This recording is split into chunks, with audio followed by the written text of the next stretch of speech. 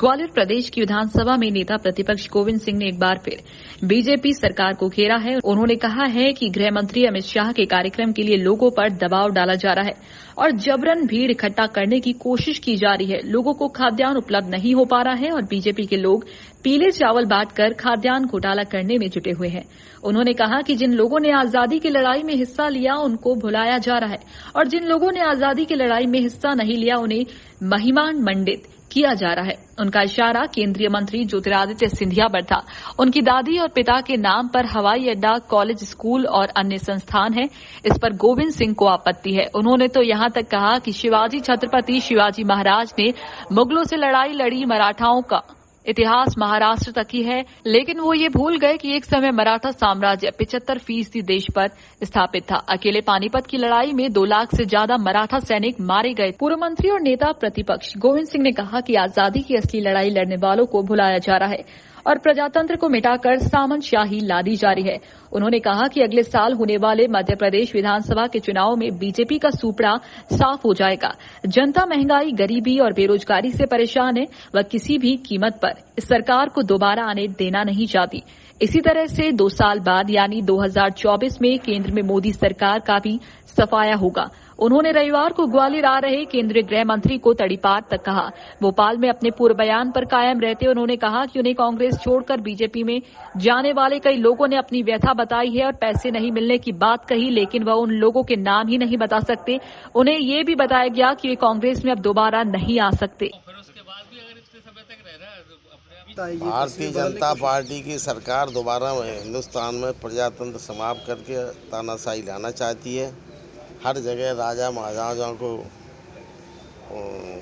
नाम से देश में प्रचारित करने का काम कर रही है। उनके नाम से संस्थाएं, हवाई अड्डे, बस स्टैंड, रेलवे स्टेशन बनाए जा रहे हैं। जिन लोगों ने इस देश की आज़ादी में अपना खून पसीना लगा के शहीद हुए, उनके नाम को न मिटा के पुरानी जो पद्धति है राजा भोज थे, लेकिन आज राजा भोज की बजाय अगर ये भोपाल की आज़ादी के टाइम पे जिन लोगों ने फांसी पे लटके हैं उनके नाम नहीं फोटो स्टैचू लगना चाहिए।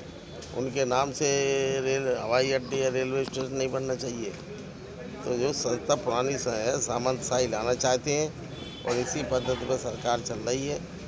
और प्रजातंत्र में भारतीय जनता पार्टी का न तो विश्वास है न संघ का विश्वास है। इसलिए धीरे धीरे ये जनता के मन में पुराना राजा महाराजों का संपन्न करके उनको महिमामंडित करके जनता का मन बदलने का काम किया जा रहा है। क्रांतिकारी कहाँ, हमें तो दिख नहीं रहा है। कहाँ है कमलापति है, रानी है, हम ठीक है लड़ाई लड़ी उन्होंने, लेकिन किसी ने जिसने फांसी पे लटका उसका नाम नहीं होना चाहिए था। राजा भोज जिन्होंने भोपाल की आज़ादी में जिन्होंने कई लोग जेल में गए, वहाँ फांसी पर लटकाए गए, उनमें किसी का नाम दे देते। जिसका इतिहास भुलाया जा रहा है। भिंड जिले में सैकड़ों नौजवानों ने आज़ादी की लड़ाई में महारानी लक्ष्मीबाई के साथ दिया। कई लोगों के गांव तोप के सामने उड़वा दिए गए, उनका किसी का नाम नहीं।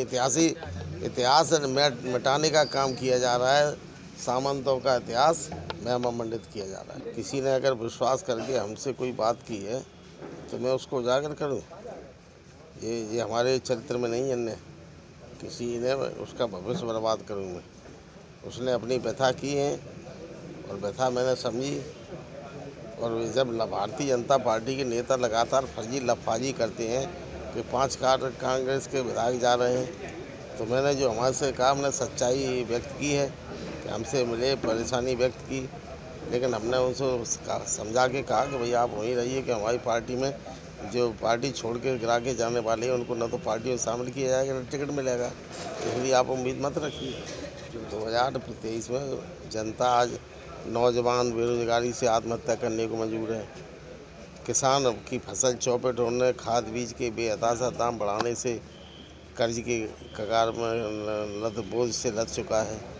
महिलाएं महंगाई से चरम सीमा पर परेशान हैं। व्यापारी जीएसटी और नोटबंदी से उनके बिजनेस चौपट कर दिए, इससे परेशान हैं। आज हर समाज का व्यक्ति दुखी है और सरकार बदलाव चाहता है। 2023 में और आगे आने वाले लोकसभा के चुनाव 2024 में इसका परिणाम जनता देगी। लोहा गर्म है, चोट करना बाकी है।